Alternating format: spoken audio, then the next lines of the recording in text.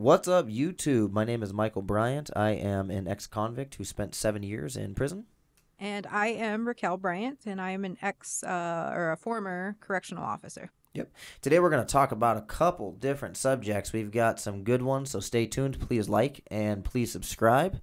And turn your little notification bell on. Yeah, I always forget that one. Turn the notification bell on. All right, so we are going to start today talking about, I want to talk about exercising in prison. And then we're also going to cover a couple other subjects. I'm looking up at my big whiteboard. We're going to talk about some different prison lingo terms, see how much of the prison terms the COs know. And then we're going to talk about DUIs. This is a big one. And then different foods and stuff in prison. So we got a bunch of subjects. We're going to just kind of bounce around, have a little bit of fun, have a good conversation, and see where it goes. Sounds good to me. Cool. So let's start with prison exercise. We just got back from the gym. You know me, being my wife, the types of exercises I like to do. And being in prison for 7 years has influenced my workouts tremendously. So I go to the gym, and I wonder if we can get some footage of this. I do a lot of pull-ups, a lot of push-ups, a lot of dips, a lot of squats, lunges, calf raises, and then I've even got you doing pull-ups now.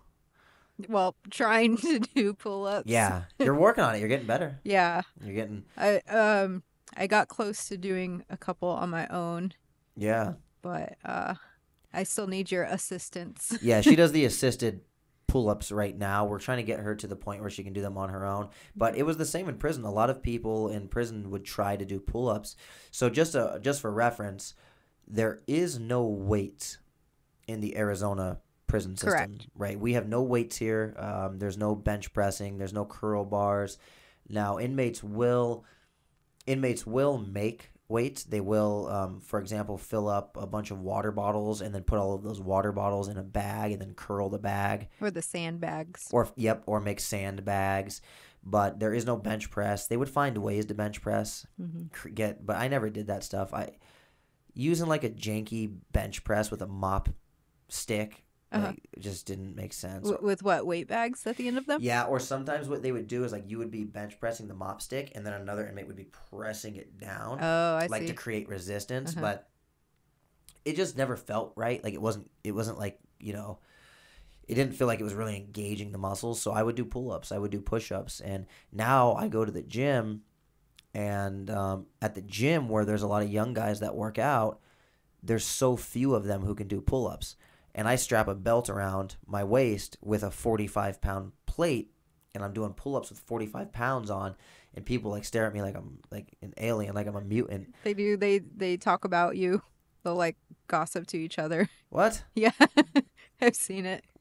You never told me that. I did one time. You're like, "Ooh, where?" Oh, really? Yeah. I did see another guy the other day doing pull-ups at the gym, but I saw his ink. He was definitely in prison once before. Yeah, pull-ups are big in prison. Pull-ups are such a good workout. So a lot of the workouts you guys are going to see in prison. Oh, like burpees. I never did burpees. Oh, burpees, that's right. Yeah, burpees are a big one that you're going to see like on YouTube for a lot of the other content creators. I have no body fat. So for me, doing burpees doesn't really make sense. I'm always trying to build mass, not burn body fat. But burpees are a big one. The Mexicans like burpees. That is a Mexican thing. Yeah, it's a Mexican thing. The Mexicans do a lot of burpees. Them fools will be out there all day long just doing burpees from sun up till sundown. I don't know what it is with those guys and the burpees. I worked with one of the other COs. I think I talked about him in one of my other videos. He was one of the RoboCops and would be searching people at 2 a.m. Yeah. He also used to make inmates do burpees to get out of tickets. I've seen them do that before. Yeah, it was like one of his methods, and I always felt like that wasn't like right. Dude, if a CO or if a lieutenant comes in, I would just kind of look away. I remember that. I don't remember what CO it was, but I remember like if you got in trouble, he'd make you go out to the basketball court and do like 50 burpees or something like that. He was ex-military, or actually he was what's it called? Where they only go certain times of a month. Or reserves. Reserves, yeah, he was reserves. Yeah, he was a reserve. Okay. Yeah, I don't know. I don't think they do burpees in the military, do they? I don't know, but that was his thing. He was big on burpees. I did a lot of pull-ups, a lot of push-ups. We used to do, at my peak, I could do 20 sets of 20 pull-ups. Now I'm light. I only weigh 145, 146 pounds on average. So for me doing pull-ups, but people always use that like, oh, if I weighed that much, I could do those kind of pull-ups too. I can still throw a 45-pound barbell around my waist and still do a set of 10 pull-ups. So yes, I am light, and yes, that does help. But at the same time, I can do pull-ups. If I weighed 190, I could still do pull-ups. But lots of push-ups, diamonds, wides, lots of sit-ups, crunches. We had medicine balls in there. Oh, that's right. You did. Yeah. Yep. You'd see some people in there that were pretty jacked, and inmates gain mass. We would make our own shakes, peanut butter, oatmeal. Did you? Yeah. You'd go around and buy up everybody else's milk because everybody gets milk for breakfast. Right. The little cartons. Yep. So I'd go around and buy up milk, and then I would mix like 4 milks, 2 packages of oatmeal, 3 or 4 big scoops of peanut butter, and mix it all up, and that'd be like a little protein shake. You could get powdered milk in there too. Yep. Mm-hmm. Yeah, so you could buy the powdered milk, and that's how we did our exercises in prison. Yeah. Yeah, I used to, because I was the property officer, I was also in charge of distributing the clothes. Right. And keeping track of those. And I would always go around and I would confiscate the sandbags because they were made out of shirts. Yeah, exactly. And it would be like in the middle of an inmate's workout, and they would be so mad. But yeah, hey, I'm just doing my job, buddy. That's another reason I didn't really use the sandbags, because they would just come and take it from you. Right. And you could get a ticket for that too. Yeah. Destruction of property or something like that, right? But they never really wrote tickets for that. It's just you weren't supposed to be doing it, so they would come and take it from you. Yeah, usually I just take it, but if an inmate got a little lippy with me or didn't want to give it to me, I would write him a ticket for that too. But exercising in prison is a pretty big thing. You get guys that work out, anytime you go out to the yard, you're going to see like a lot of people working out. It's just a way to pass the time. It's a way to, to get in better shape, feel better. And so a lot of guys would get out, pretty jacked. There's some dudes in there that got pretty big. And then, I was never able to get really big. The most I ever weighed, I used to drink those shakes like 2 or 3 a day. And one time I got up to like 159, 160. And it's so hard to tell exactly how much you weigh because you really only get to weigh yourself at medical. Oh, right. Yeah, that's true. Yeah, the only time you actually find out what you weigh is when you go to medical. Right. Yeah, and so we would take guesses. Like I would try to guess what I weighed. And then if I ever had to go to medical or find an excuse to go to medical and go weigh myself, and I'd just tell them something, Did they weigh you when you went to dental? You know what? I avoided dental in prison. Oh. Yeah. I went to dental in prison my first year in prison, and the doctor or the dentist poked my gums 40 times, really hard. And it was just a really bad experience. And I never went back to dental again while I was in prison. Huh. So I did the rest of my 7-year sentence without seeing a dentist. I was just I was scared because the first dentist just traumatized me. That fool was up in there just poking my gums, making them bleed. And I really felt that dentist was punishing me for being an inmate. Is how I felt about it. To be honest. Yeah. You could have been doing perio. They have to see how far each of your gums goes down to make sure you're not losing. I think it was just a dental cleaning, and he just went in and was being a jerk or something. No, that's okay. Yeah, that was a normal thing that he did to you then. Well, yeah, but I had a dental cleaning last year as a free person, not in prison, and it didn't hurt like that. Oh, yeah. Maybe he was just a little extra rough. Not a little. It was a traumatizing experience where I didn't see a dentist again after that for 9 years. Yeah, it did take a while for you to let me schedule an appointment. Yeah, I don't like the dentist now because of literally that one experience and I've got hundreds of tattoos. So I have a good pain tolerance. I'm not scared of pain. But that dentist, he made it miserable. He was just poking around in there. I was bleeding. I remember that shit. My gums were all swollen. So, yeah, I never went back to the dentist while I was in prison. Yeah, got off track there. Yeah. So you weigh yourself at medical. You would find excuses to go to medical to see how much you weigh. Yep. Buy trays off other people to try to bulk up. Some people could bulk up pretty good in there, if their body, my body, it's very hard for me to gain weight. Those guys, some people can just bulk up in there. But the story goes that there's no weights in the prisons anymore because the inmates were getting too big. At least that's what the inmates tell each other. Like we'd ask, like, "Hey, how come there's no weights in here anymore?" And the story was that the inmates started getting bigger than the guards, and the guards got rid of it. No, that's not what we were taught in the academy. They were using the weights to assault other inmates or guards, and they showed us footage of that happening back in like the 90s. Yeah, that makes a lot more sense, right? Yeah. Like they were killing each other with the weights, Right? Because this thing, you got a 45-pound iron, weapon essentially that you could do a lot of damage with. So that makes a lot of sense. Yep. And anytime something's used as a weapon, they'll just take it away. Right. So let's jump into the next subject, which we have prison lingo up on the whiteboard. And the first one we have up there, this one isn't really prison lingo, 5-0. I actually heard that in the streets as a kid. Yeah, that's street lingo. It just means cop. So anytime people say 5-0, if you're sitting on your bunk and it says 5-0, or somebody says 5-0, that means cop. Or the other one is one time. Right, and that's the one I heard in prison. Yeah. I heard that all the time. Yeah. Anytime we'd walk into a building, they'd say one time. Or for me, because I'm so short, anytime I'd walk in with another CO, they'd say 1.5 time. Yeah. Because half. Right. Anytime a cop walks in a building, you're supposed to say 5-0 or one time. The next funny piece of prison lingo we got is shot out. Have I done a video on lingo yet? No. Okay, cool. So shot out. Shot out means what? Shot all the way out. Yeah, shot out. It means like somebody who is just shot out. Yeah, just how did you describe it? Your to somebody crazy drunk uncle from the trailer park is like the definition of shot out. Yeah. Like just old, beat up, life has had its way with you. Yeah. That's one much, that we still use to this day. Yeah. We always say shot out like whenever somebody is just being shot out. Being shot out. So that's a hard one to explain. The next one, we talked about this in another video, Cheeto. Yep. So in prison, Cheeto is a homosexual, a gay guy. Yep. I always forget what words we're allowed to say for YouTube, right? I imagine homosexual is... It's the proper term, so it should gay, be okay. Is gay considered offensive, or is that the right word? I don't think it's offensive, but I think it's not proper. Okay. So. Cheeto is a homosexual, LGBT, whatever person in prison is what we call them in Arizona. And there are gangs of Cheetos, just like in the movie The Longest Yard. There is literally like big groups of gay dudes in prison that like hang out together and have their own set of rules and click up, and it's pretty crazy. Next up, we have jacket. You know what jacket means? Yes, I learned that one on my first week as a CO. Okay. What's jacket? What is a jacket? Jacket's like your file, like your whole prison life. Yeah.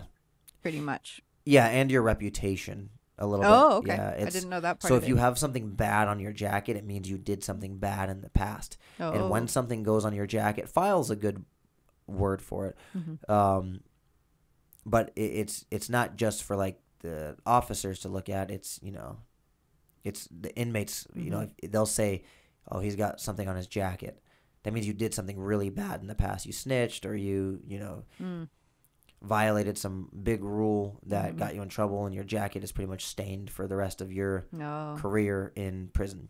Or That's jacket could be like how long you've been in prison, so you're considered like a OG or... Yeah, that's a weird one. So I know in the last video we talked about, like I'll tell my side and people won't believe me. Another one people won't believe me about. And keep in mind, I've been out for 8.5 years.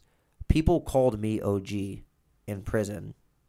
Like regularly. Really? Yeah, like youngsters, because I was, towards the end of my sentence, I had been in there for 7 years. Right. And so like youngsters would be like, "Hey, OG," and I'm like, "Bro, I'm 26." Like, bro, I'm not an OG. I'm 26 years old. But I guess a lot of it's more related to how long, you've been in there. Obviously, like somebody who had been in there for 20 years would never call me an OG. I would call them, OG. Right. It's just more of like a... I think it's also the way you carried yourself, because from a CO perspective, you always kind of walked around as if you had the telltale signs of if you've come from a higher yard, which you had. Yeah. And you could tell, like as a CO, I could tell. You wouldn't talk to the cops. You wouldn't.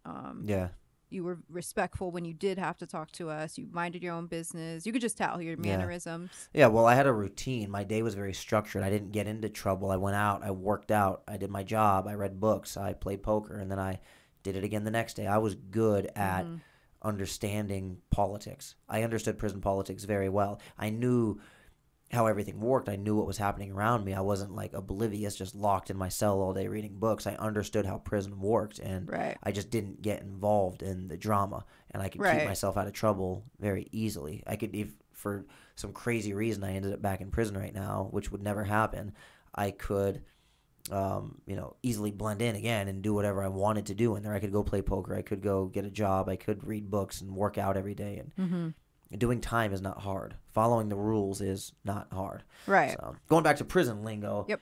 No good. No good. What's no good mean? You are no good. Yeah. You are considered No to good. not good enough to be on the yard, I would think. Is that Yeah, right? sometimes like it sounds like it's just words like no good, but in prison that's a very specific term that refers to something extremely specific. A person who is no good means they are no good. You can't, they're not even supposed to be on the yard. If you're no good and you're on the yard, then they'll beat you up and they'll, send you to another yard because you're no good. Next up, we've got burner. What is a burner? I know you know what this one is now because I've taught you. What's a burner? I didn't know this one as a CO. Yeah. It's a cell phone. Yeah, burner is a cell phone. Also sometimes referred to as a chopper.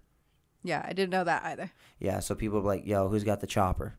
And that's a cell phone, right? Cell phones are, when I was in, they were more rare. I have a feeling now they're super common just all over the place. But when I was in prison, they were kind of rare.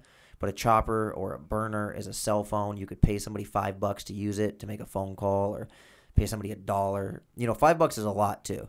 Like $5 to use it. And that's only, you could only pay somebody $5 if you had a very good reputation, very good credit, and people knew who you were. Most of the time, if somebody had a chopper, nobody even knew they had it except very few select people.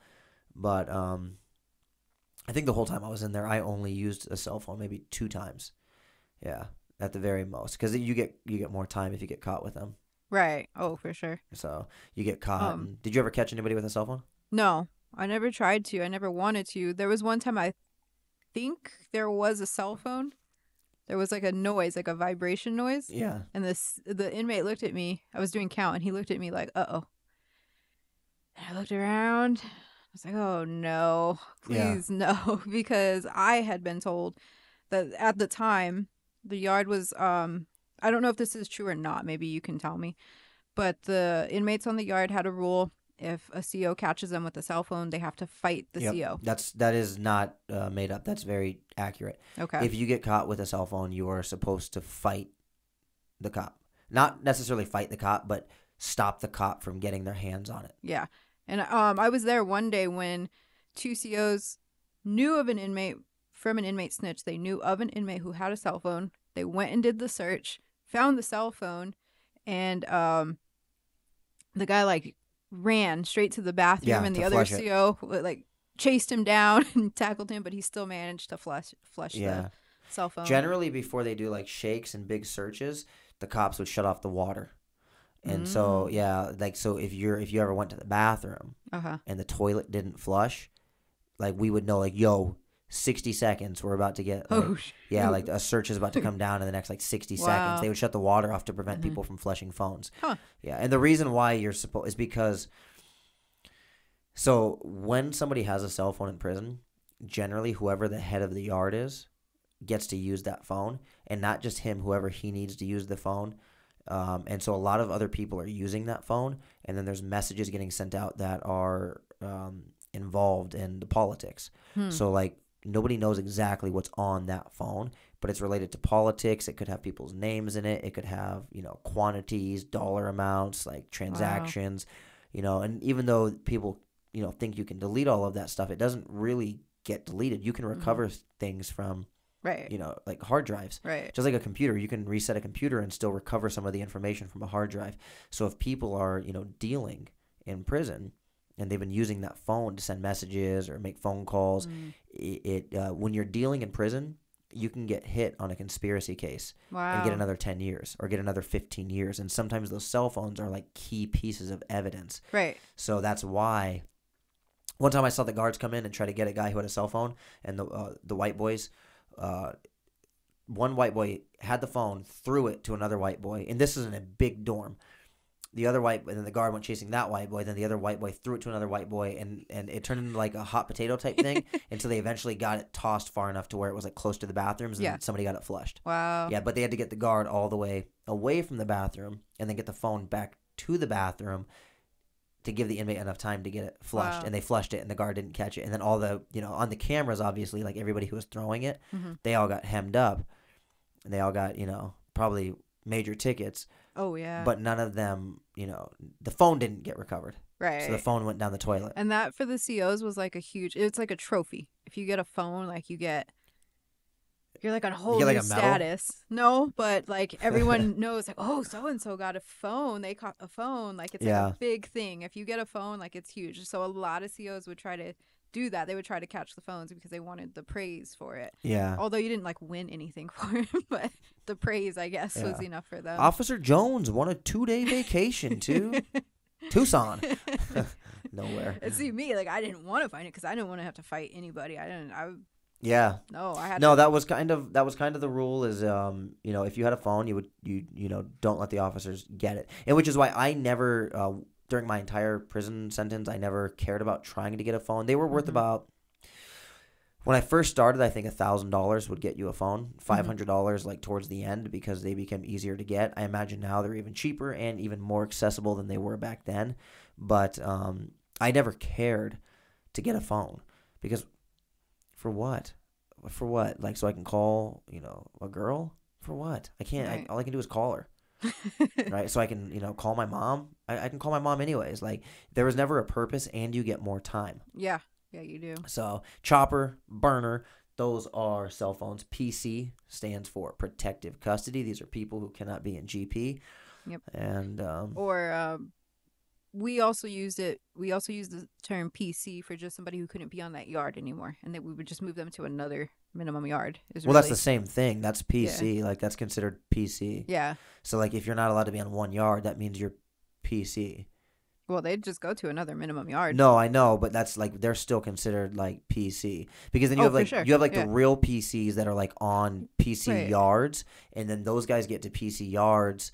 And then they stay on PC yards. But then you have like some people who just I always wondered, like, switched to another yard. Right, because we would have PCs from other yards come to our yard. And how do you guys do you guys figure that out, or you don't figure that out? No, they figure it out, with cell phones. Because they'll call to the other yard and be like, yo, and dude, then what? PC'd up here because what happens is the dude PC's up off of a yard because he owes $20. Right. But the guards don't put him on a PC yard because his life's not really in danger. So they just move him to another yard. Right. But then, like, if the dude gets stabbed 10 times, now he actually goes to a PC yard and stays on it because now, like, it's a verifiable type, thing. Once again, everything's different now. They've changed the entire system since I've been out, so I don't know how it works anymore. Right. Now in Arizona, they have, like, integrated housing. And supposedly anybody who signed is PC. Anybody who signed for integrate, but like half of the inmate population signed or something like that. I don't know. I got out in 2016. They didn't start that whole integrated housing thing until 2018 and 19. So I don't know. It just means that they, prison when I was in was segregation. Yep. Blacks here, Mexicans here, white boys here, etc. Like real segregation. So if you've never experienced segregation, when you get to prison, you're like, whoa. It's actually segregated. Right. But now, supposedly, that's all done with. I don't know. I don't know. I don't really want to know. I don't care. Sure. So, yeah. It wasn't like that when I worked there either. No, it was a lot different back then. Yep. So, I wanted to talk about, though, in this video, DUIs. One thing that I always thought was really crazy about prison was, like, on 3 yards. A 3 yard's a medium yard. You could have somebody there doing life for murder, doing 75 years for murder, doing 100 years, or doing natural life for murder. and in the cell next door, you could have a guy there for DUI. Mm-hmm. You get people like of all different classification levels, charge levels. Oh yeah. On these 3 yards, and DUI happens to be a really common one in Arizona. Yep. Like, did you ever see people's like charges? Like, were you guys aware of what people's charges were? So when I was a property officer, I knew everybody's charge because of their property file. Okay. But when I was out just as a normal CO on the yard, no, unless we would search them up in the database. Okay. But so how many DUIs did you see? Probably 100. Yeah, because in Arizona is very strict on DUIs. They will lock people up for their third DUI, fourth DUI, and they'll give you 5 years, 6 years, 7 years for a DUI. Yep. So they take it very serious here. Yeah. No, my buddy William, he's from Sudan. He was doing 12 years for like his fourth DUI. He never killed anybody. He just got, a lot of time. Yeah. For a fourth DUI.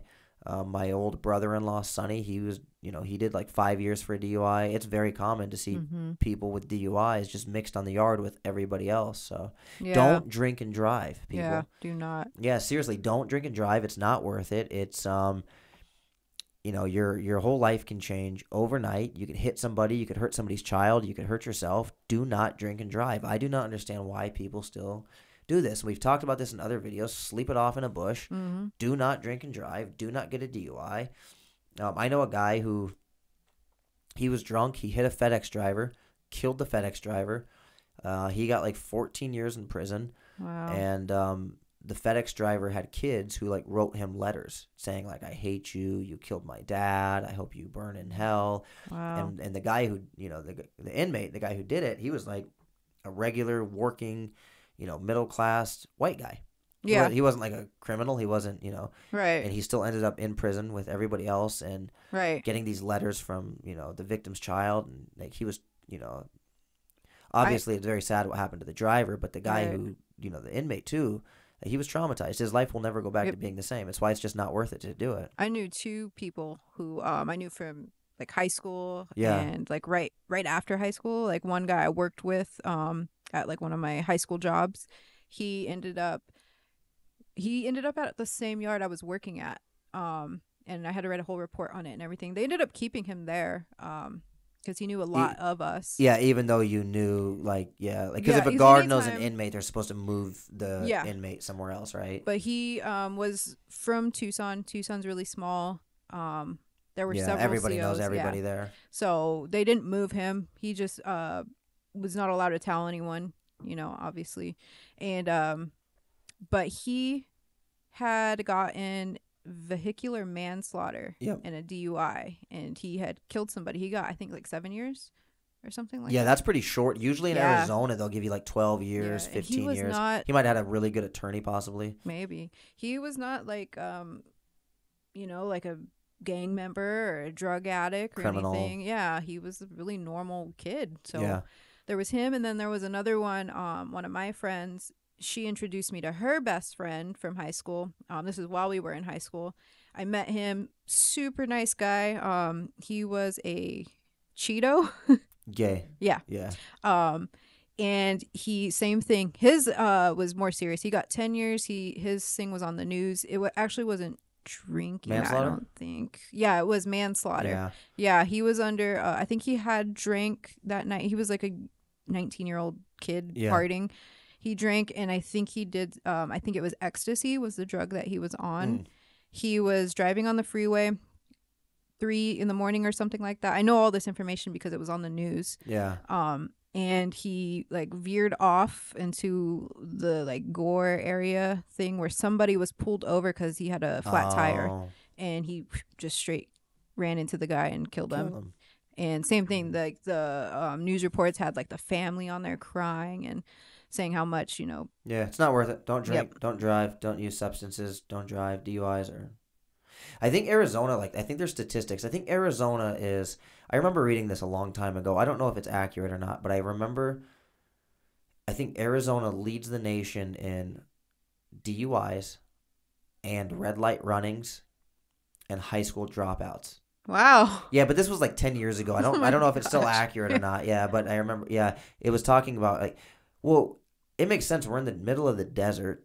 It's Right. always hot. There's not a lot to do in Arizona where like you see cities like Los Angeles or Miami or Chicago, Philadelphia, New York, and it just looks like there's more of a, you know, nightlife there. Right. There's more to do. Mm-hmm. Arizona, there's not as much. It's just a dry, hot desert. A bunch of rednecks and everybody likes to drink and drive. It's kind of the Wild West, or that's how people perceive it. And Yeah. so Arizona, they are very, very tough on DUIs. You will go to prison for a DUI, and that's even if you don't hit anybody, even if you don't hurt anybody. Your second and third, fourth DUI, you'll end up in prison for Yep. a long time, for 5 Yeah. years. And then we're not like the other states either, where you get halftime. You get to do half. Oh, you got 5 years, but you get this early release credit. You get 50%, so you're only going to do a year and a half. No, in Arizona, if you get 5 years, you do 85%, which is almost the whole 5 years in prison. So Right. they don't play with that. But last subject wanted to touch on. We're trying a different format for this video. We figured we'd come up and hit you guys with some different ideas so you guys get a little bit of everything. We were going to talk about all of the different prison foods that inmates cook. I don't know if we can get pictures uploaded like into the post edits. I don't think they exist, but whenever you walk to the buildings, did you ever smell like could you smell like when inmates were cooking foods? Oh yeah.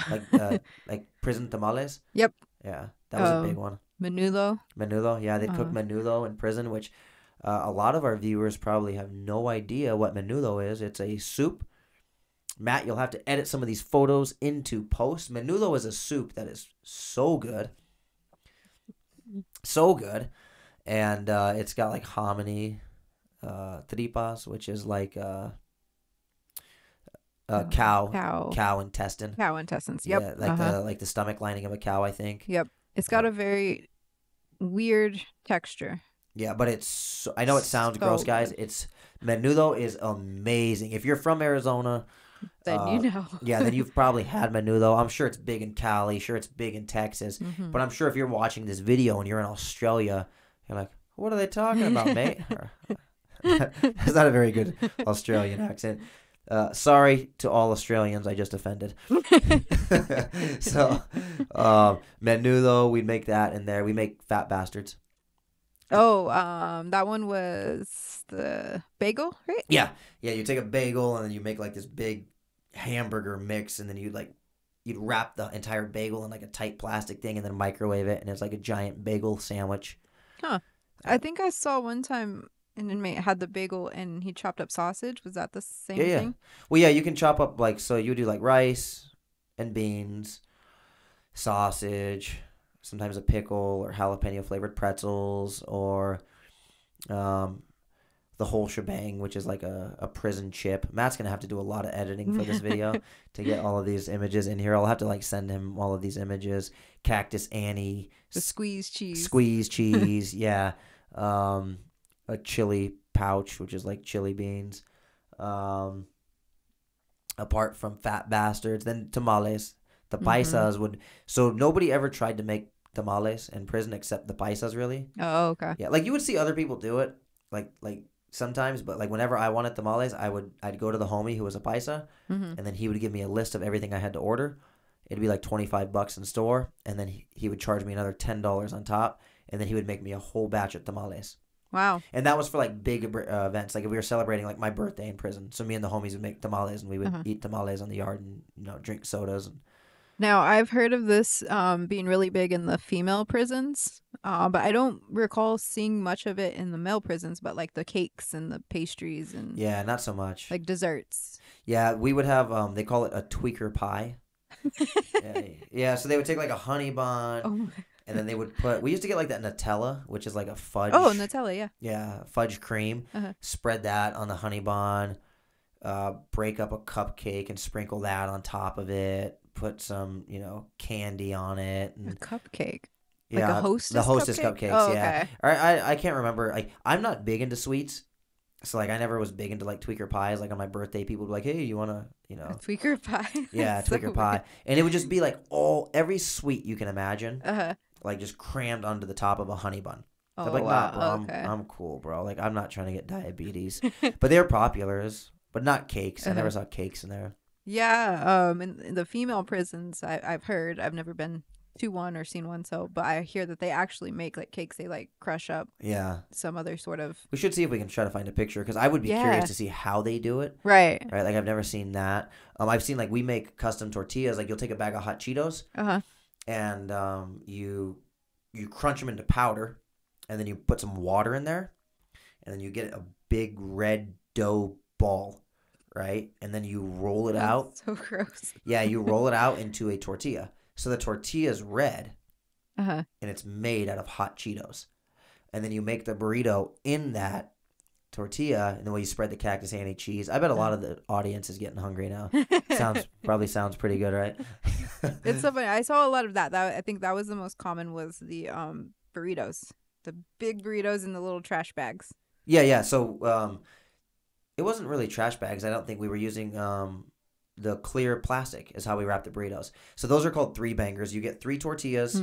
You glue the tortillas together with cheese is the trick. Oh. The cheese holds the tortillas together. And these are, full-size tortillas. You have 3 of them. That's how big this burrito is. It's made out of 3 tortillas. And that's made out of like a chili pack, rice, beans, sausage logs, jalapeno pretzels. Some people would put soups in them. I never put soups in burritos. That's disgusting. But we'd also make custom soups. Those were pretty good. I to this day still eat ramen. Yeah. You get pretty creative with I them still too. get creative. I chop up green onions, chop up, carne and put it in my ramens. I still do ramens to this day. I love ramen. I don't know why. Not the ramens. I like cups of noodles. Yeah, that's the one, the cups of noodles. I like the cups of noodles, but we didn't have cups of noodles in prison. No, you didn't. We had like the regular ramens. ramen. And see, I won't eat regular ramens anymore. That's true. I don't like them. Yeah. I hate them now. I only eat cups of noodles now with true. with the little carrots. Yeah, the peas. Carrots and peas. Yeah, I love those things and some hot sauce, some green onions. I'm about to go make a cup of noodles as soon as we're done. So it's getting close to dinner time, and I had a good workout today, so I need some calories. Got to get it going. Yeah, it's ramen time. I don't know. I'm trying to think of other foods. They would make Chinese food. I heard. Yeah, it was gross. It was like ramen and Kool-Aid powder, and I don't know. Yeah, it was gross. I never liked it. They'd make what other foods? They got pretty creative in there. They did. I'm trying to think what else there was. I've heard of pozole. Yeah, they'd make pozole in there sometimes. Another soup, kind of like menudo with corn nuts. Yeah, like you soak the corn nuts in water and they blow up into hominy. That's how you'd make the. Just kind of like they would mix a bunch of different things. I would see like the rice mixed with like the tuna mixed with the squeezed cheese mixed with. Yeah, those are just like rice bowls. Those are pretty common. Like if you're up in the middle of the night and you get hungry, you take some rice and I used to watch because there was not much much else to do, so sometimes I'd just watch all the stuff that they'd mix in their food. Yeah. Like what the heck? And then sometimes they'd have like a whole group of people just like making stuff together. Yeah, we would cook together like for people celebrate in prison. It sounds weird, but we would celebrate. Like we'd celebrate birthdays, we'd celebrate Christmas, we'd celebrate the days, because those days are really sad days. Christmas in prison is like the worst day ever. Like you can feel it in the air. Everybody's kind of like depressed. It's kind of sad just to be in prison on Christmas. So like on those days people would cook together. Or on the Super Bowl, or people would make big spreads. We'd just call it a spread, and then everybody would cook together, and that would be, did it ever smell good? Did you ever think like, that kind of smells good? Sometimes it made me hungry because I would take just a little. I think I mentioned in our last video, how much of a process it is to just like take your food in. So sometimes we would just eat the inmate trays. Yeah, and that stuff sucked. Like the trays from the chow hall, that stuff was trash. Like for me, sometimes because I was in college, so sometimes I'd have class right before work, and then going from class to work, like you just have to just go straight there. Yeah. I'd stop at the gas station by the prison to go change real quick, and then just get to work, and so I didn't have time to get lunch. So I would. Sometimes I'd make it the whole shift without eating. Yeah. Sometimes I was just super hungry and I would smell it and be like, Yeah. There's some of it, like, I know it sounds crazy. I've been out of prison and I'm a foodie, right? Like, I love good food. So we will go to Capitol Grill and I will order lamb and like it melts in your mouth. And I will order, the dry aged ribeye, a $70 steak. And, So I love really good food, king crab and ribeye and lamb and just like high end beef Wellington. Like when it comes to food, I do not cheap out. I might buy my shirts at Walmart, but when it comes to food, I like really good food. But there is some prison food that I would consider. Like I would make a burrito again. I like those burritos. I like the prison burritos. I still eat cups of noodles. You do? Yeah, so. Yep.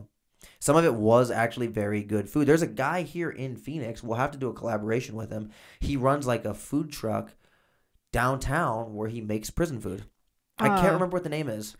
Somebody showed me his Instagram page. Yeah, he's big on Instagram. Oh, okay. Yeah. Yeah, Then there's I the can't other remember. guy, Chris, who has the cook, and I have talked to him before. We are supposed to be collabing with him soon. Oh, cool. He has a cooking show. Uh-huh. Like it looks like a cooking show where they literally like have like a big counter like the Food Network and they cook prison foods. And Wow. he's from Arizona, so it's all going to be because sometimes I'll see people from other states cook and it looks different than what we cooked here. Or they put like I see like somebody has like it's like a block, like a red blob of food with noodles sticking out the side. It looks disgusting. Like we would never eat that here. Yeah, it looked gross.